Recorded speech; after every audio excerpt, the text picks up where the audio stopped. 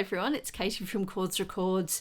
The 2026 vinyl tag, I love these so much. They're an opportunity just to kind of, all the vinyl community to kind of buy in on the same video for the last couple of weeks of the year, and also gives new people who are maybe thinking of getting into maybe doing some vinyl videos a chance to kind of start. They don't have to think too hard about it. So if you're thinking about it, do it. It's a lot of fun, and the vinyl community is a great bunch of people. So thank you to David Atkinson, Music and More. I'll link to him below. He did the sort of unofficial vinyl tag this year, and it's 20 or so questions. The first question is, show your best vinyl or other format musical purchase of 2025. And I can't go past the 3 1976 reissues I picked up of Nick Drake at a record fair this year.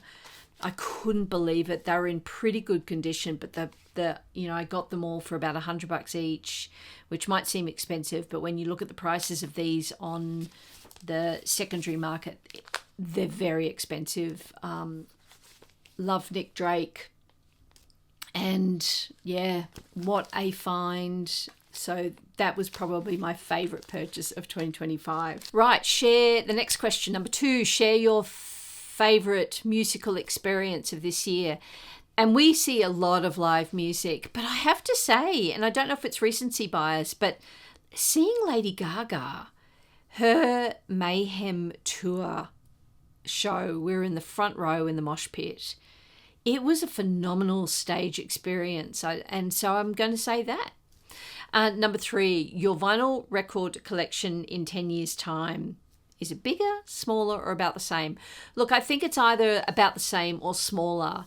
I'm kind of getting to that stage in my life where we don't have a lot of room, and I can't afford, from a space perspective and monetary perspective, to be buying too many more records. So I'm in that kind of process of now getting rid of records, and just kind of, it's in a stabilizing kind of plateauing time in my life.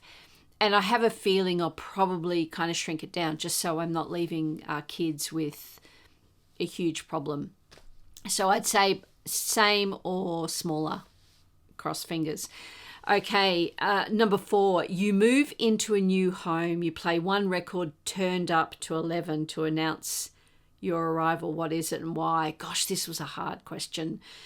Like, who do you want to present as yourself? How authentic are you? You don't want to scare the neighbours. Look, I went with Split Enz, Mental Notes. This is one of my favourite albums of all time, 1973, New Zealand, Split Enz. This is pre-Neil Finn. This is early original Split Enz, and it is a stunning album. It's sort of kind of really that early 70s psychedelic kind of rock music. Absolutely beautiful, with one of my favorite tracks of all time on it, which I'll talk about later. But I'd turn this up really loudly. Split Enz, Mental Notes, and then no one will be surprised by everything else that I play after that. All right, the next one. Right, show 2 albums, one each for your favorite male and female singers. Why these 2? So I've chosen Patti Smith and Elton John. I collect Patti Smith, slowly working through trying to get all her original albums in the wild, their original pressings. This, however, was the 50th anniversary of Horses, which was a stunning reissue this year. 1975. Amazing album. Patti Smith is a true artist in the real sense of the word. She a poet, a singer, a artist, a novelist, a book writer. Like, she's just exquisite in my mind. So that's Horses. And then the male, one of my favourite male artists, I could have chosen Bruce Springsteen or Neil Young. I've gone with Elton John. I love Elton John, particularly his early 70s period. Not a huge fan of the 80s period. But this particular album, which is from the 80s, Elton John live in Australia with the Melbourne Symphony Orchestra, is a stunning live album. And it really was a sensational tour he was on, singing a lot of his first decade hits. And the recording on this is beautiful. So that's Elton John live in Australia. Right. I shouldn't whack my albums down like that. Show your top 3 soul dance records. Even though I love soul music, I love dance music, I don't have a lot. And I need to rectify that. And I might reach out to a few of the vinyl community to help me. But one of my favourite soul albums I picked up, was it earlier this year or late the year before, from the Voice of America collection that Dylan from Noble Records was auctioning off. And it was this fantastic honeycomb, sweet replies. It is so soulful. It's kind of like a Female Temptations, I guess. But it is just brilliant. Absolutely love it. So happy to have it. So that is number 1. Number 2 is Xanadu, like the full soundtrack, but this little single that came out at Record Store Day this year has got a deep wave remix and on side B, and it is a brilliant dance track. So that's Xanadu from the movie Xanadu with Olivia Newton-John and the deep wave remix. And then the third one, which I couldn't look past, was Saturday Night Fever. Amazing disco album. The soundtrack again by the Bee Gees. All right. Nominate a track you hate from an album you love. And I am going to choose Geese, Getting Killed, one of the greatest albums of this year. The first song on this album, which I don't even know what it's called, I hate it that much. I'm not even going to look it up. It puts me off the album every single time I put it on. I have to skip it. I wish they didn't do it, but my God, what an amazing album. What a stinker of a first track.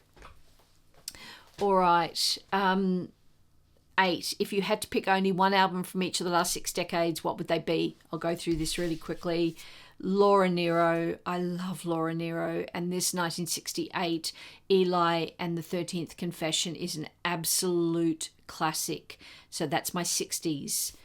My 70s is Joni Mitchell Blue, 1971. Another absolute classic. You either love her or hate her. You wouldn't hate her, but you get it or you don't. I absolutely think this album's a masterpiece. 1970s. 1980s, I went with the Greatest Hits album. And that's Joan Armatrading Track Record. This is a perfect album in my mind.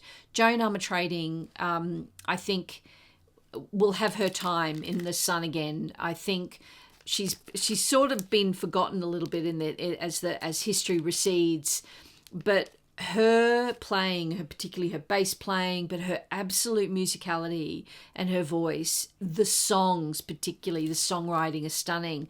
And this Greatest Hits album is one of the best Greatest Hits albums I know of, and it is just stunning. I'll just read you some of the tracks, because you just know them all. Whether you like her or hate her, you know the songs. Drop the Pilot, I'm Lucky, Me, Myself, I, The Weakness in Me. I mean, it is just such a great album. And I actually play this quite regularly. So that's my 80s. The 90s were difficult for me. We don't actually have a lot of 90s albums. Again, something I need to rectify. And that was obviously because CDs came in. But Neutral Milk Hotel, Aeroplane Across the Sea is one of my favourite albums, probably a desert island album for me. This is not the original, unfortunately. I've been looking for it for years, but this is a reissue. At least I have it on vinyl. Absolutely love it. Okay, what decade am I up to? Oh, the 2000s. So that was the 90s. 2000s.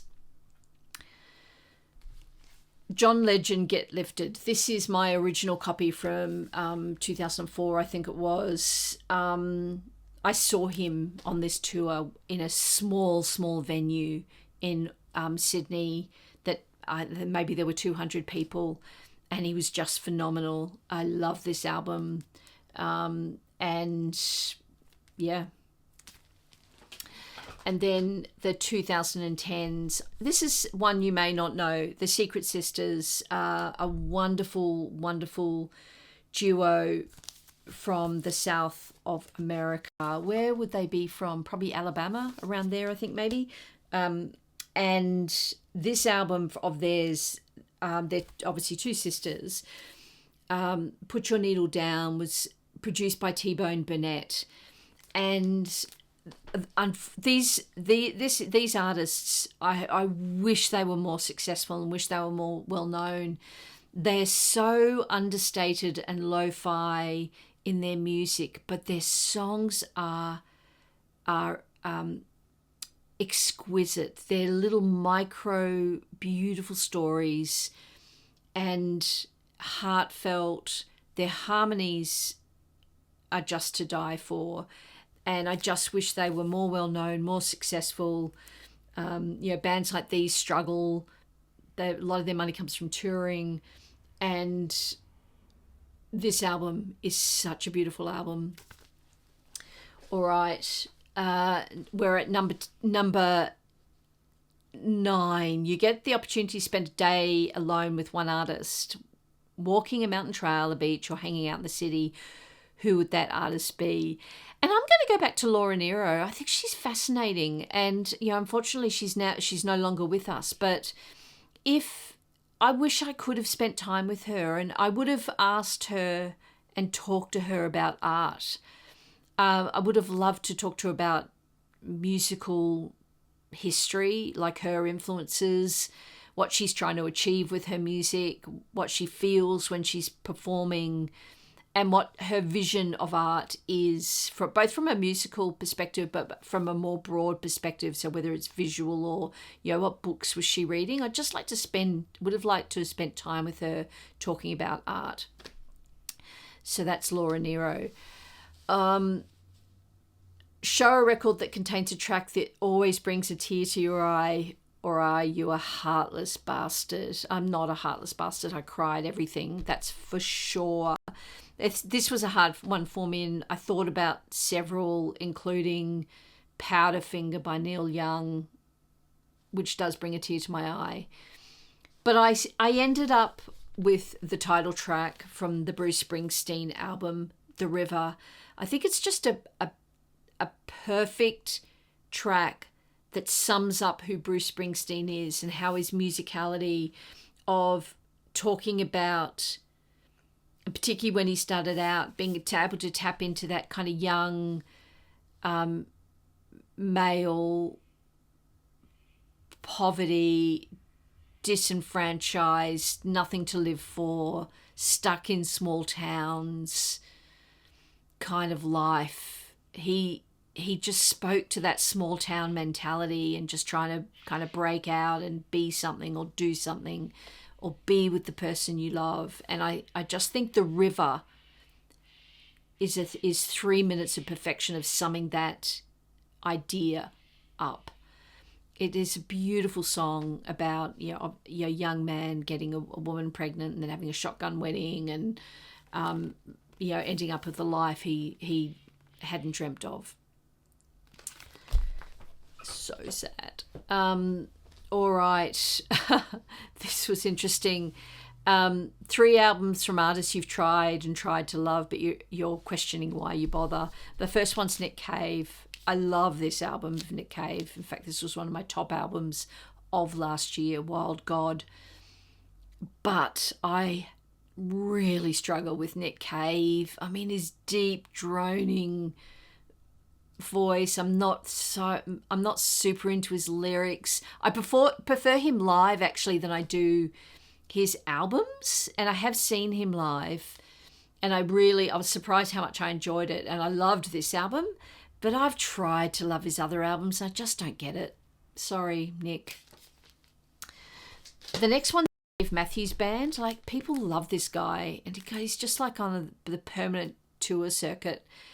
And yeah, no, for me, he's just a bit prosaic, just a bit kind of, I don't know, what is he? Americana, country, alt rock. He's apparently very lovely, and his band's very tight when they play, but I just don't get it. And the final one's a jazz album. I'm picking this one because I do like this album, but it's Stan Getz. Not a fan. Should love him. Don't get him. Everyone. I like this album. I don't know if I love it. Sorry, all the jazz aficionados out there, but yeah, Stan Getz. All right. If you had to sell your vinyl along with your record player, show the one album you would hold on to as a keepsake. And I had no question with this. The first album I ever owned, Sherbet in Concert, a great Australian 70s soft rock band. And my parents got me this album. This is my original, which I'm surprised is in such good condition. And Daryl Braithwaite, lead singer, look at him there in his 70s glory. I love this album, and yeah, I'd keep it. Keepsake. Memories.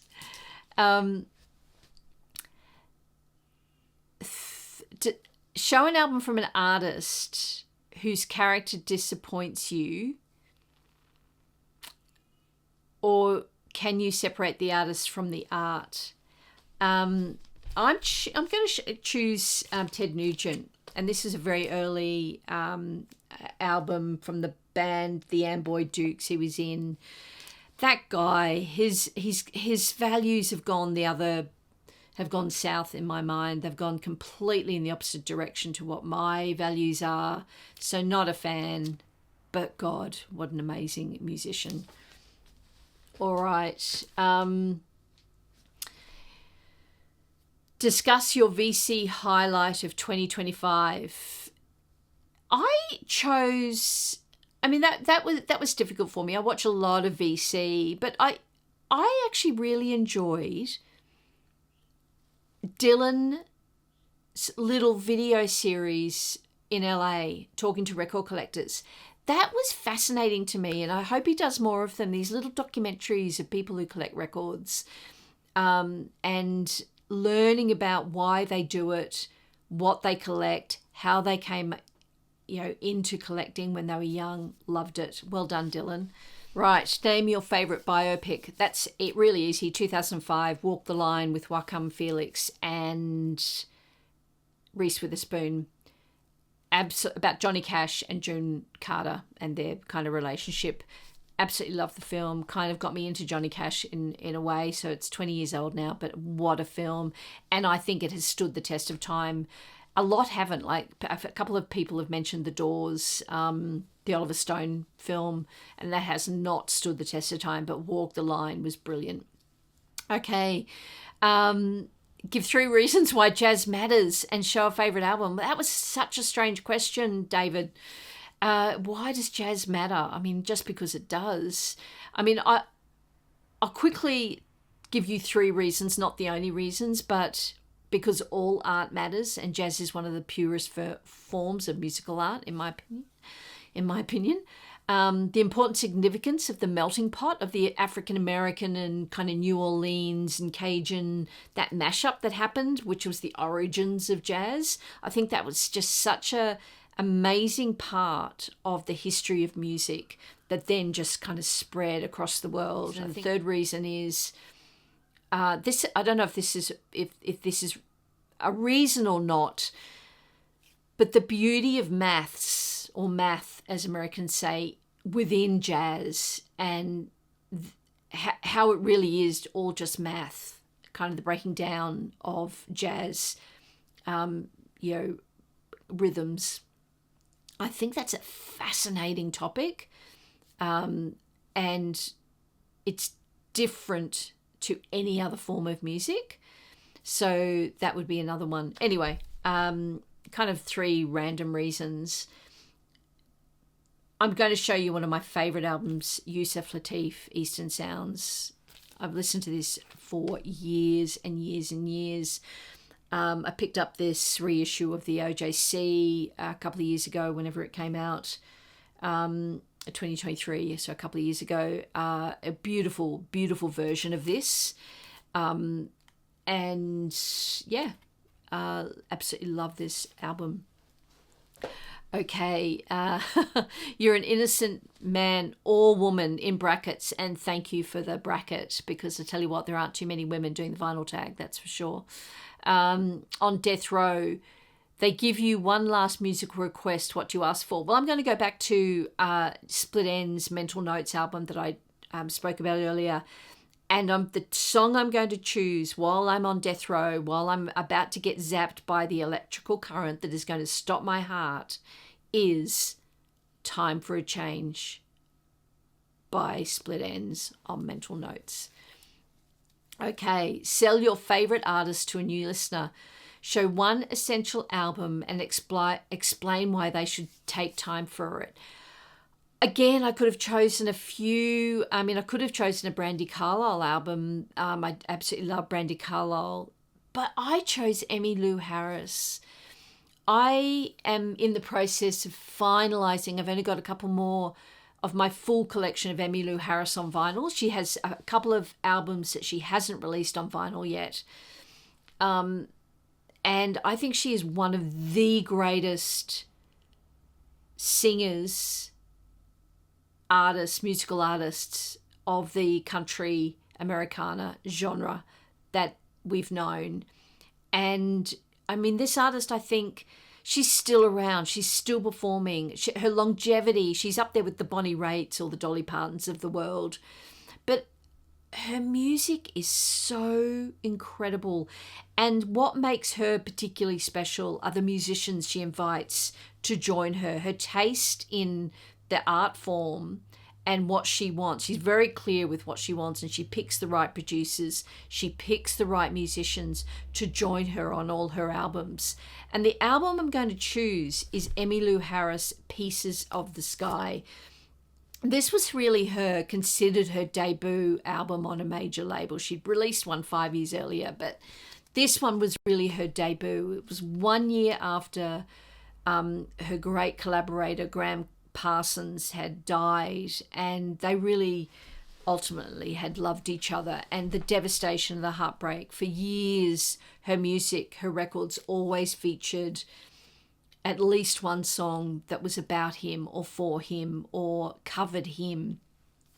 And on this particular album, this debut album, which is an absolute classic, there's a couple of standout tracks, which is the reasons alone you should listen to this. The first one is Boulder to Birmingham. If you don't know that album, that song, play it, you'll know it. It was such a huge hit for her, and it was one of the few ones that she actually wrote for this album. And it is about Graham Parsons, and it's I would basically sell my soul to see your face again. A very, very sad song, but it's got this kind of slight gospel-y, kind of swinging kind of vibe to it. It's such a beautiful song. And the other one that I wanted to point out is For No One, the Beatles cover. That beautiful, romantic, trolling song of Paul McCartney's For No One. It is such a sad, sad song. I think it was on Revolver. She does the most beautiful cover of it. She slows it down by half, like really slows it down and turns it into this absolutely country, heartfelt, broken-hearted love song, kind of slightly different from the sort of more upbeat heartbreak song that the Beatles sang. And Emmylou Harris can do no wrong in my mind. And then she goes on to then change her entire career and release Wrecking Ball in the 80s, produced by Daniel Lanois. Another stunning, stunning album. Listen to this and then listen to Wrecking Ball and be blown away by the artistry of this person. Give her another try if you haven't. So that's selling that artist to a new listener.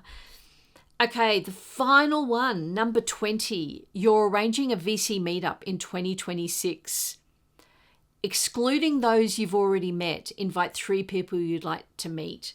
Right, I've never met any VC people in person, so there's that. The 3 people that I would love to invite would be the 3 usual suspects on the pub Juke Box, the English boys. So who is that? That's the 6-inch pianist, another fat bearded man talking about vinyl, Headley, and Madam Sin. And those 3 guys have me in hysterics nearly every time they do it, and it's the drunker the better. So I would love to invite them to a pub. I'll come to you somewhere in London, somewhere or in the UK somewhere, and I'll buy them all a Guinness, and I just want to sit and watch them talk about music. Their knowledge is phenomenal, and what's beautiful about them is they all are very different. There's the early rock and roller in Madam Sin. There's the soul and funk 6-inch pianist. And then there's folk and obscure folk and country Headley. So they are the 3. I'll link to those guys below. I'm sure you know them. Thank you for listening, and what a great vinyl tag. Thanks, David. I'll speak to you in the next video. Subscribe, thumbs up, all the jazz. Bye.